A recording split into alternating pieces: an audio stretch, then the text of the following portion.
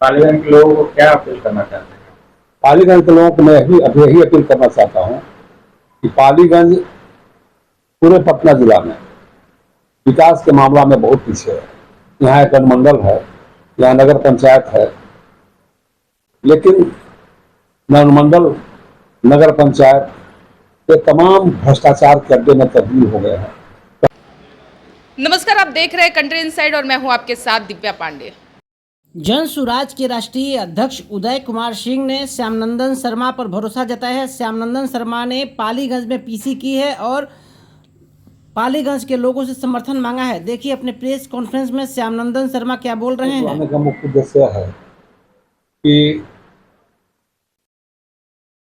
बिहार में चुनाव हो रहा है। चुनाव तो बराबर होता है हर 5 साल पर, लेकिन यह जो चुनाव है यह बिहार के नीति को निर्धारित करने वाला चुनाव है। आप देख सकते हैं कि 2 साल में जन स्वराज ने पूरे बिहार में हर टोला हर मोहल्ला जन जन तक एक नई विचारधारा, विकास का एक नया किरण लेकर जनता के बीच गई, जिसका नतीजा आज आप सामने देख रहे हैं कि महागठबंधन और एनडीए दोनों गठबंधन अस्त व्यस्त है। अभी तक ही दोनों में तालमेल किसी का नहीं हुआ। 35 साल के इतिहास में पहली बार बिहार में की घटना है कि अभी तक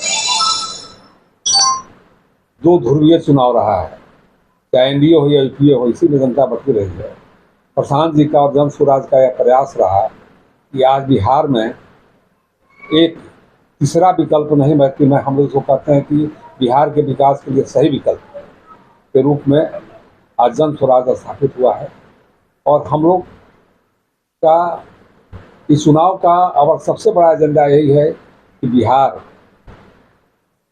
लालू जी के जंगल राज की तरफ जाएगा, कि नीतीश कुमार के नेतृत्व में जो पूरे बिहार में भ्रष्टाचार का जाल फैला हुआ है, इसके नेतृत्व में जाएगा।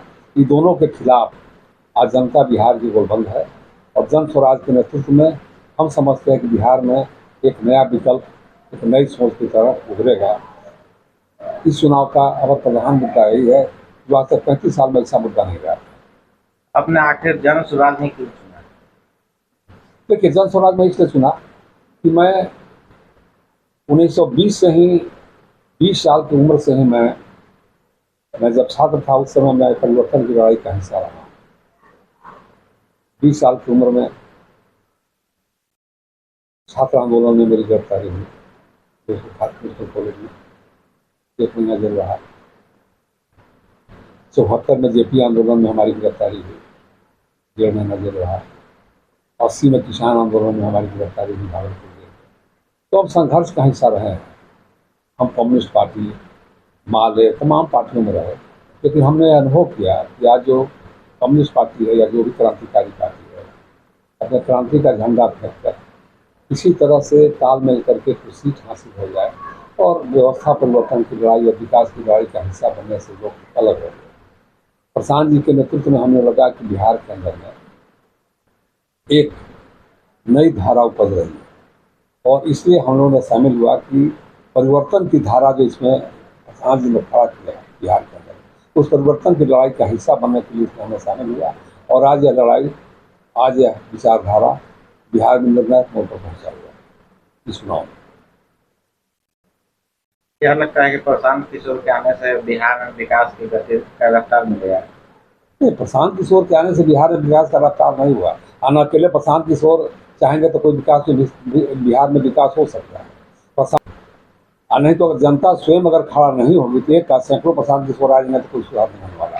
तो ये प्रशांत किशोर का इस साल से प्रयास रहा कि आज जन स्वराज के नेतृत्व में पूरे बिहार में लाखों करोड़ों जनता करके 1 करोड़ से ऊपर जिसका सदस्यता अभियान है, 1.5 करोड़ जनता आज परिवर्तन की लड़ाई में हिस्सा लेने के लिए तैयार है। कहीं कोई विकास की किरण नहीं है।